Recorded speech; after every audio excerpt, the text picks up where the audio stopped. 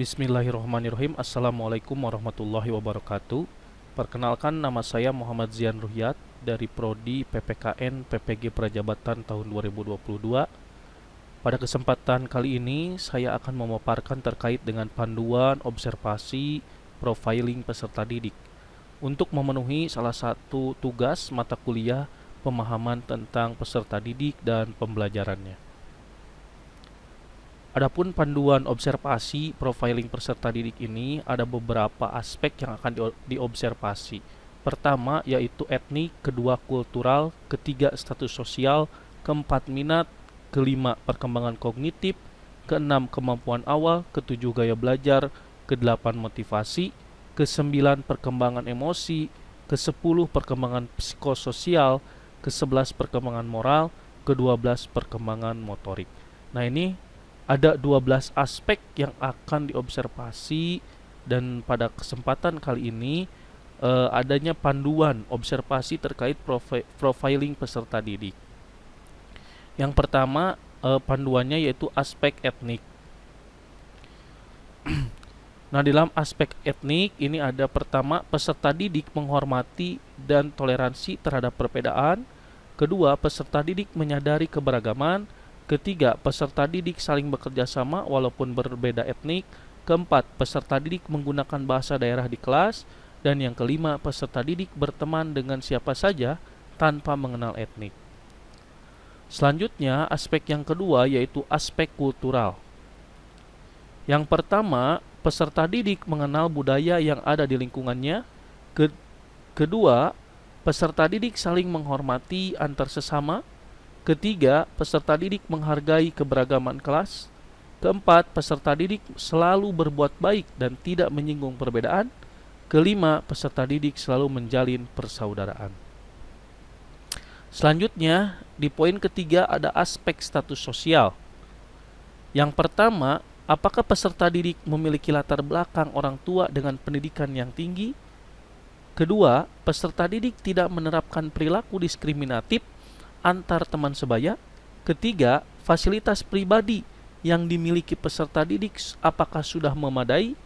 Dan yang keempat, peserta didik saling berinteraksi dalam proses pembelajaran dengan tidak membedakan status ekonomi. Selanjutnya, poin keempat ada aspek minat.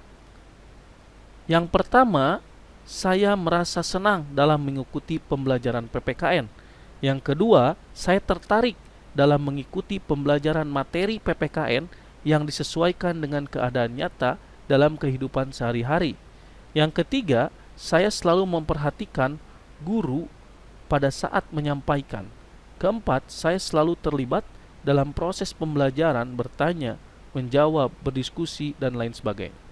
Kelima, saya mengetahui manfaat dari setiap pembelajaran yang saya pelajari. Selanjutnya, di poin kelima ada perkembangan kognitif. Perkembangan kognitif ini yang pertama ada peserta didik mampu menyimpulkan garis besar dari keseluruhan materi secara tepat. Yang kedua, apakah peserta didik aktif merespon setiap pertanyaan yang diberikan oleh guru di kelas. Yang ketiga, apakah peserta didik bersaing meraih prestasi ketika belajar. Yang keempat, apakah peserta didik memiliki kemampuan untuk menyelesaikan tugas yang diberikan oleh guru? Dan yang kelima, peserta didik apakah dapat mengidentifikasi informasi secara tepat dan cepat? Poin keenam ada kemampuan awal. Yang pertama, apakah peserta didik menyukai jika diberikan pertanyaan pemantik di awal pembelajaran? Yang kedua, peserta didik senang dengan pemberian kuis. Yang ketiga, apakah peserta didik senang jika pemberian materi dikaitkan dengan pengalaman? Yang keempat, apakah peserta didik percaya bahwa materi yang akan dipelajari itu mudah? Dan yang kelima, sebelum belajar, apakah peserta didik sudah melakukan literasi sebelum mengikuti pembelajaran? Selanjutnya, pada aspek ketujuh yaitu aspek gaya belajar. Yang pertama, apakah peserta didik lebih menyukai membaca buku dan melihat gambar atau melihat gambar? Yang kedua, apakah peserta didik lebih senang membaca dalam arti dengan cepat. Yang ketiga, peserta didik mudah menerima informasi yang disampaikan secara langsung. Yang keempat, peserta didik lebih mudah mengingat hafalan pelajaran dengan mendengarkan penjelasan. Dan yang kelima, apakah peserta didik lebih mudah belajar dengan terlibat langsung. Yang kedelapan ada aspek motivasi. Aspek motivasi yang pertama, peserta didik selalu tepat waktu masuk kelas. Yang kedua, peserta didik yakin atas jawaban dari soal-soal PPKN yang dikerjakan. Yang ketiga, peserta didik tidak bosan dengan tugas-tugas PKN. Keempat, peserta didik merasa senang dengan tugas-tugas yang diberikan oleh guru. Dan yang kelima, peserta didik memilih aktif saat diskusi dan presentasi. Poin ke-9 ada perkembangan emosi. Yang pertama, ketika saya sedang marah, saya berusaha tidak menunjukkan perasaan tersebut pada orang lain. Yang kedua, ketika berinteraksi atau bermain dengan teman, saya berusaha untuk tidak terbawa perasaan. Yang ketiga, suasana yang menegangkan membuat saya tidak dapat berpikir dengan tenang.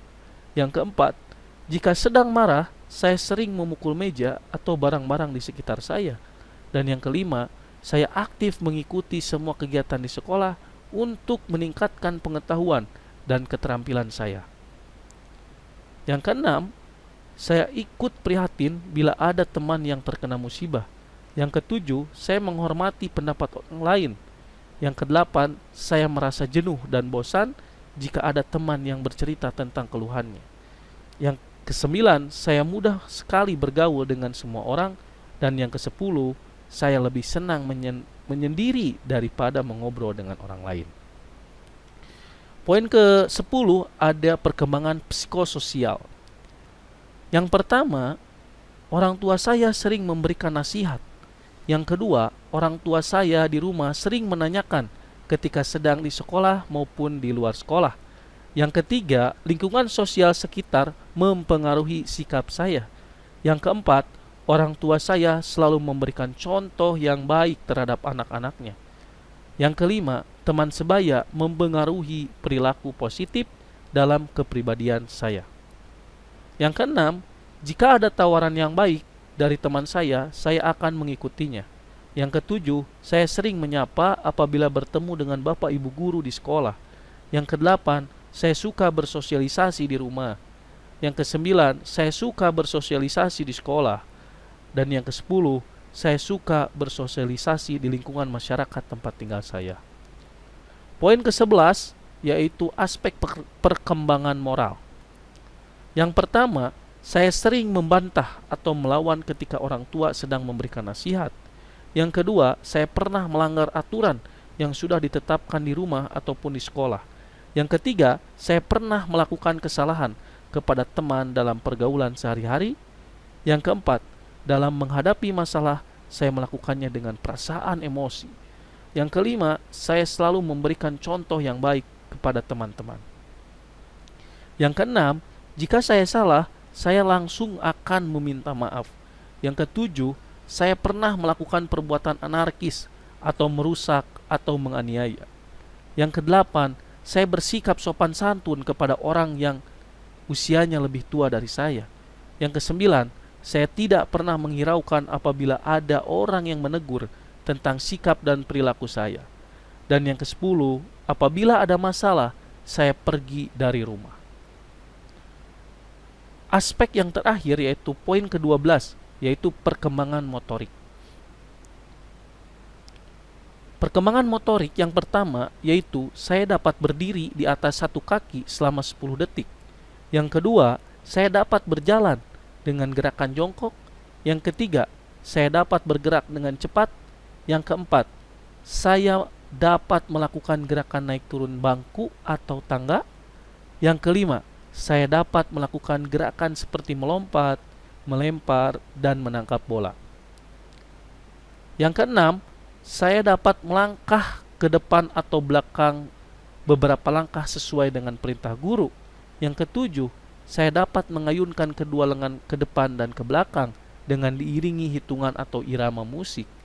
Yang kedelapan, saya dapat mengayunkan kaki ke depan dan ke belakang secara bergantian dengan diiringi hitungan atau irama musik.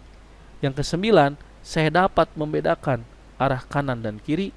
Dan yang kesepuluh, saya dapat membedakan permukaan kasar dan permukaan halus. Itu saja yang dapat saya sampaikan terkait dengan aspek-aspek yang akan dijadikan sebagai pedoman dalam observasi di lapangan. Adapun tadi disebutkan ada 12 aspek yang akan dijadikan pedoman, yaitu ada aspek etik, kultural, status sosial, minat, perkembangan kognitif, kemampuan awal, gaya belajar, motivasi, perkembangan emosi, perkembangan psikososial, perkembangan moral, dan perkembangan motorik. Nah, ini aspek-aspek yang akan dijadikan sebagai rambu-rambu atau sebagai pedoman dalam melaksanakan observasi di lapangan nanti. Itu saja yang dapat saya sampaikan. Kurang lebihnya mohon maaf dari segi penyampaian materi atau konten. Terima kasih. Ditutup dengan bacaan hamdalah. Alhamdulillahirobbilalamin. Wassalamualaikum warahmatullahi wabarakatuh.